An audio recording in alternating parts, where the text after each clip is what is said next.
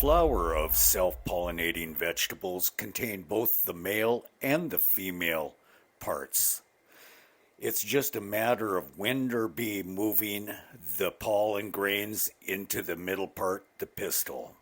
Self-pollinating vegetables include tomatoes, green peppers, chili peppers, green beans, lima beans, sweet peas, and peanuts even. Here shows that pistil in the center that receives the pollen and grows the fruit.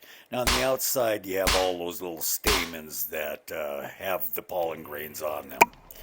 Here I'm vibrating my cherry tomato flowers and getting them to drop those little bits of pollen grains into the center and make a baby cherry tomato.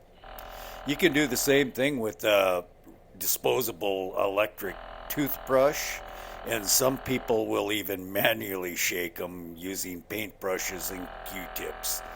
Well, thanks for watching. Hope you learned a little bit. Bye now.